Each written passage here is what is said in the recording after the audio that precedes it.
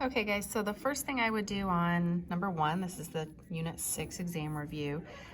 First thing I would do in this one is realize that I'm doing an area here, not a volume, so I don't have to worry about rotating things. But I do need to sketch the region that I'm given here. So I'm going to start out with this first one, just thinking in my head, what does this look like? So if I plug 0 in here, I would get 1. So I'm kind of doing this in my head, right? I always kind of start with 0, but really overall, let me just write out everything that I'll do. I'll probably do this. I always start with 0 just because it's an easy one. So if I plug 0 in for x in both of those places, I get 1. If I plug in 1, I would get 1 plus 2 plus another one would be 4. So 1, 1, 2, 3, 4. If I plug -1 in, sometimes we kind of hope that it'll like match up, but this one definitely is shifted left or right some because of this middle term. So if I plug in -1, I am not going to get the same thing. So let's see what I get. This would give me a 1, and this would give me a -2. This would give me a 1. So that gives me 0. So let me write these in. For 0, I got 1. For 1, I got 4. For -1, I got 0. So right there's a point. If I were to plug in -2, I would get 1 again. So this is where it starts to go back up.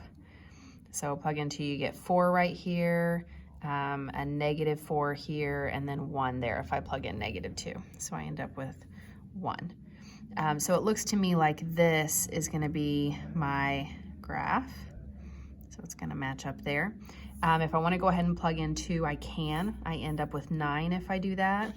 So that one's going to be right here, which means over here there's going to be 1 at 9. So it's going to look something like this.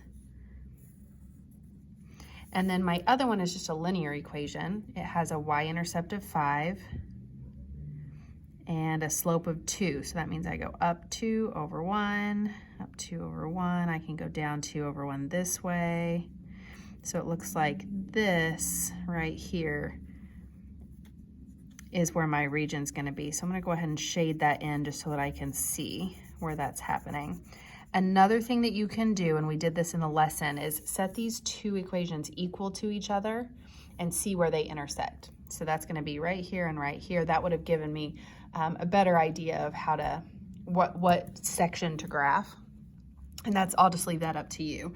I skipped that step because I felt like these were kind of easy to graph. Okay, so now when I set up my area integral, I have to think about from what x value to what x value am I talking here. So it looks like I'm going from -2 up to +2. So from -2 up to +2. Then remember, you always do your top minus bottom. So in this case, my top function is 2x plus 5. I almost said -5. 2x plus 5. And then minus my bottom function then would be the x squared plus 2x plus 1 dx. So then I need to simplify this. So when I'm grading this, I'm looking for, did you graph your functions correctly and shade that region? So there's probably 2 points, 1 for each function. Then did you set this up correctly? And when I'm looking at this, I'm looking at both your interval right here plus the order that you put these in. So that's probably another 2 points right there. So then simplifying, when I simplify, this one would be -2 up to 2. I've got a 2x plus 5 minus an x squared minus a 2x minus a 1. So I'm just distributing that negative. And then I'm gonna simplify this. So I'm gonna put my -x squared first. Then I've got a 2x minus a 2x, so that just cancels out. And then a 5 minus a 1 is +4. So this should be much simpler to do an integral of. Okay, so now I can actually do the integral. So this is going to become an x to the third. And then it was negative, and I'm going to divide my coefficient by the new exponent. So 1/3 x to the third plus the integral of 4 is 4x. And I'm evaluating that from -2 up to 2. So this is going to be -1/3 times 2 cubed plus 4 times 2. Then I'm going to take that and subtract the other one plugged in. So negative 2 cubed plus 4 times negative 2. And if I simplify all of that down, keep going, I ended up leaving mine like this. Remember, you're doing area, so it's units squared. So I skipped some steps in here. I want you to check that and see if you can get to this 32 over 3. If you made it a mixed number or a decimal, I would count it also. The decimals make me a little nervous because that means you're going to have to round, which could cause you to be off a little bit. So just be careful with that. I would prefer you leave it as a fraction of some kind.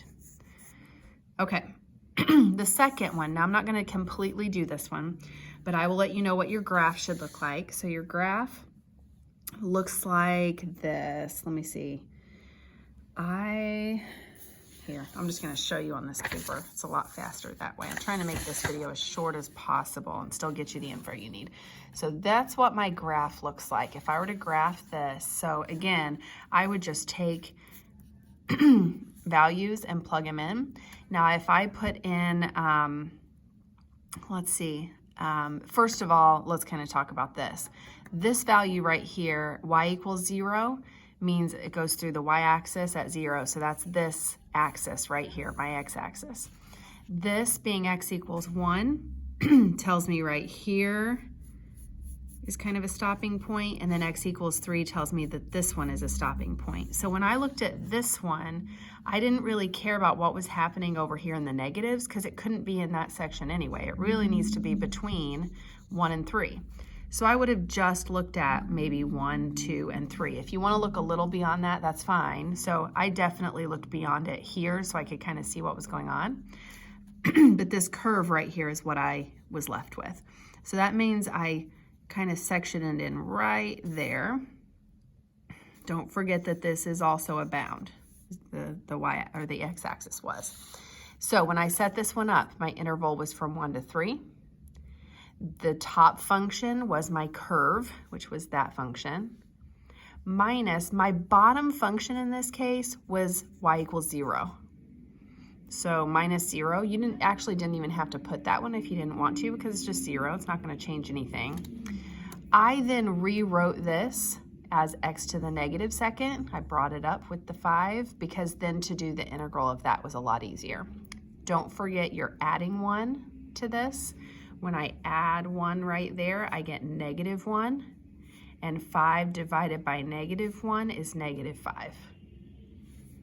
Then I rewrote it just for me. I like to see it back in this form when I plug those values in. It made it easier for me to get to this. Again, if you want to write this as 3 1/3, that is okay with me.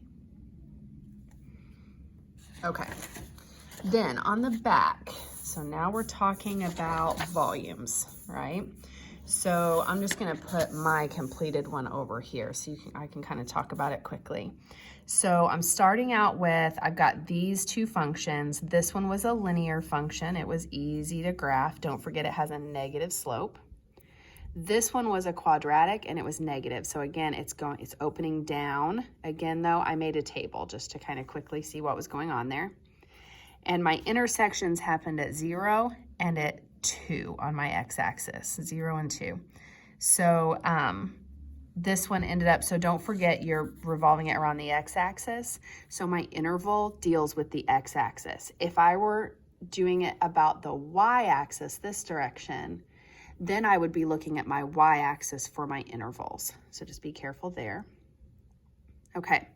Then I said, okay, so when I'm doing my volumes, I'm taking 1 squared minus the other 1 squared, one function minus the other function, squaring both of them.